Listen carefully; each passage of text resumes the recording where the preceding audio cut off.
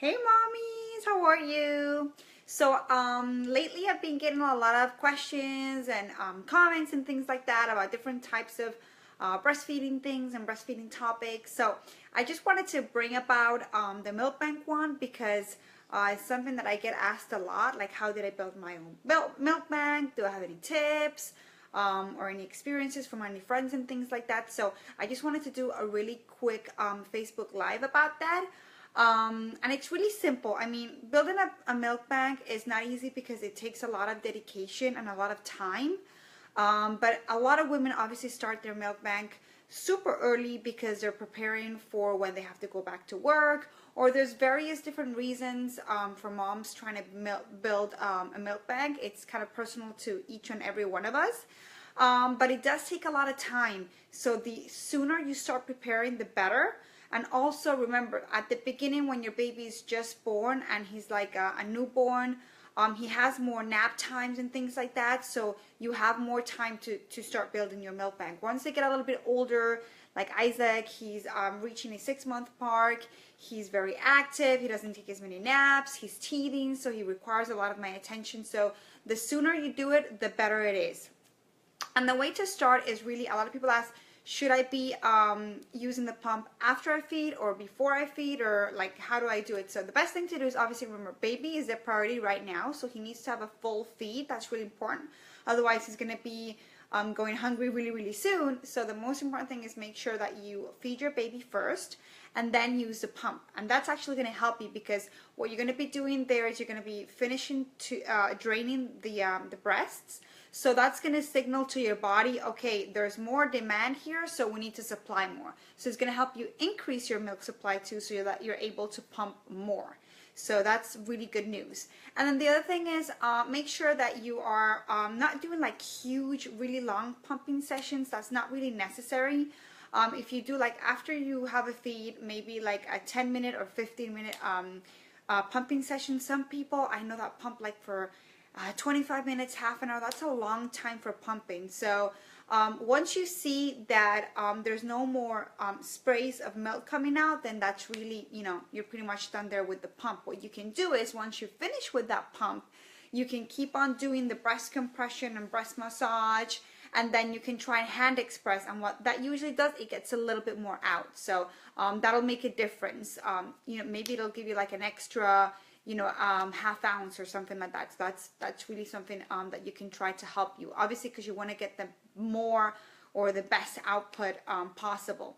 Something else that you can do is remember that prolactin levels go up at night. So your milk production is probably at its highest during like 1 o'clock in the morning to like 6 o'clock in the morning. So that's something that you can do.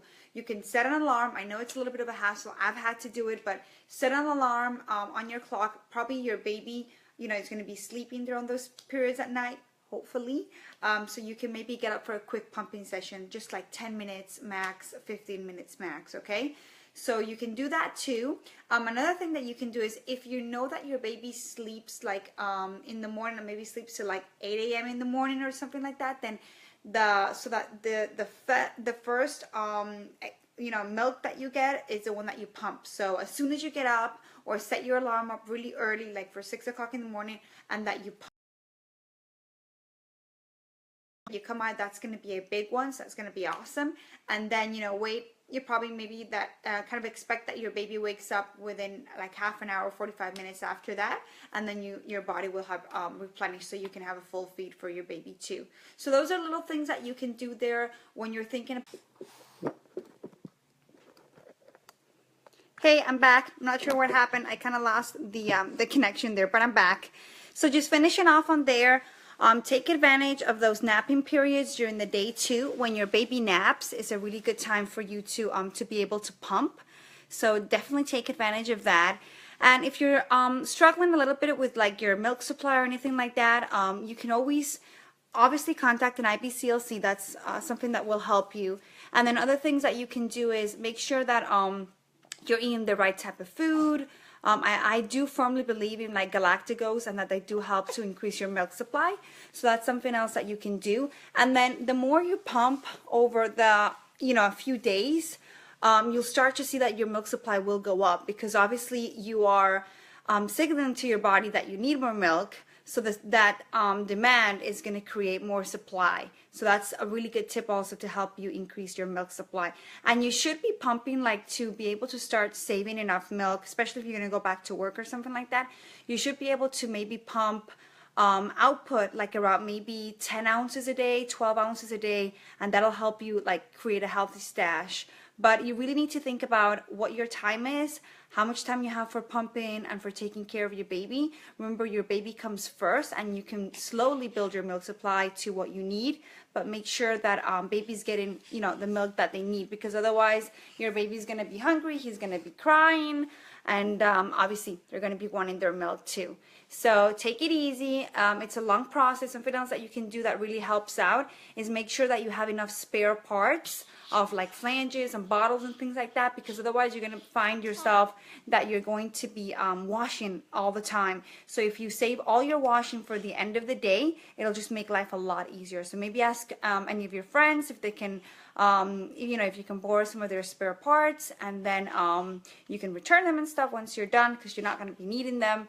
But it does make life a lot easier if you finish washing and sterilizing everything at the end of the day, rather than every time that you pump, you're washing, pumping, washing. Your day never seems to stop. So, and it does take time, so you want to make sure you prioritize that time for just pumping and obviously for taking care of your baby.